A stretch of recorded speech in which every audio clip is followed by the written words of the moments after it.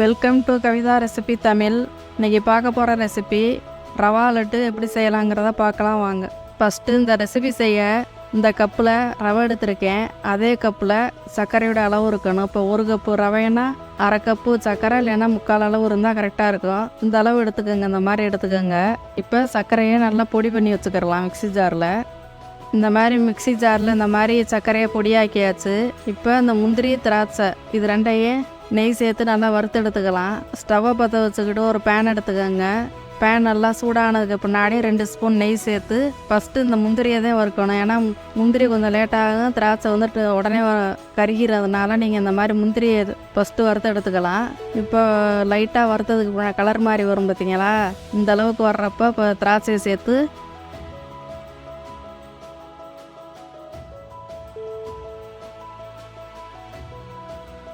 லைட்டாக வறுத்துட்டு ஒரு தட்டில் மாற்றி எடுத்து வச்சுக்கோங்க.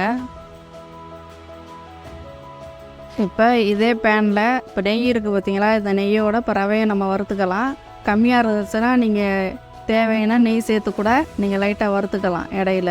இப்போ இந்த கப்பில் இருக்க ரவை எடுத்து லைட்டாக வறுத்துக்கணும். ஸ்டவ்வை வந்து ஃபுல்லாக கம்மி பண்ணி வச்சுட்டு வறுப்போம், அப்போ தான் கரெக்டாக இருக்கு. இல்லைன்னா அதுவும் கலர் மாதிரி ஒரு மாதிரி கருகிக்கிறோம். அதனால் நீங்கள் ரவையை லைட்டாக தான் வறுக்கணும். ஸ்டவ்வை கம்மி பண்ணி வச்சுட்டு இந்த மாதிரி லைட்டாக வறுத்துட்டு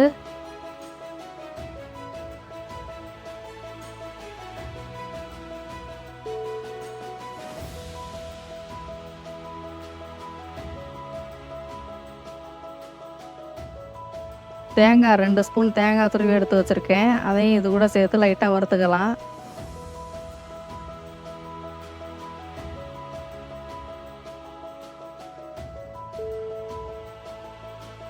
இப்போ ஸ்டவ்வை ஆஃப் பண்ணிட்டு தான் இந்த சர்க்கரையை வந்து இது கூட மிக்ஸ் பண்ணிக்கிறணும். பொடியாக்கி வச்சுருக்க சர்க்கரையை இது கூட சேர்த்து மிக்ஸ் பண்ணணும். இப்போ ஸ்டவ்வை ஆஃப் பண்ணிடலாம். இப்போ ஆஃப் பண்ணிவிட்டு இப்போ அந்த சர்க்கரை பொடி பண்ணி வச்சுருக்கதை இது கூட சேர்த்து நல்லா மிக்ஸ் பண்ணிக்கோங்க. இந்த மாதிரி கிளறிக்கோங்க.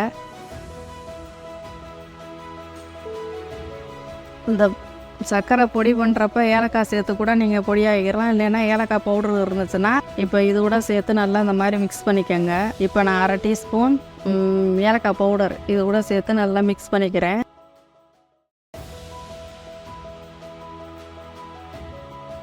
இந்த பக்கம் பால் காய்ச்சிக்கிட்டு இருக்கு பாருங்கள். அந்த சூடான பால் வந்து இது கூட சேர்த்து நல்லா மிக்ஸ் பண்ணுறப்ப நல்லா அந்த லட்டு பிடிக்க நல்லா வரும்.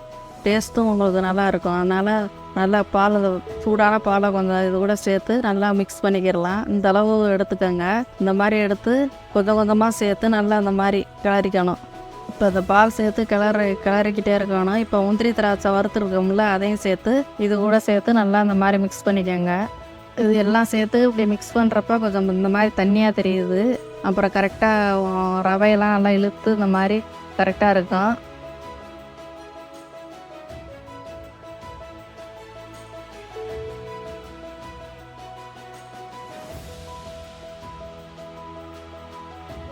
இப்போ சூடாக இருக்கப்போ அந்த ரவை பிடிக்க முடியாது. அதனால் 10 நிமிஷம் மூடி வச்சுக்கோங்க. அந்த மாதிரி இப்போ 10 நிமிஷம் ஆயிடுச்சு.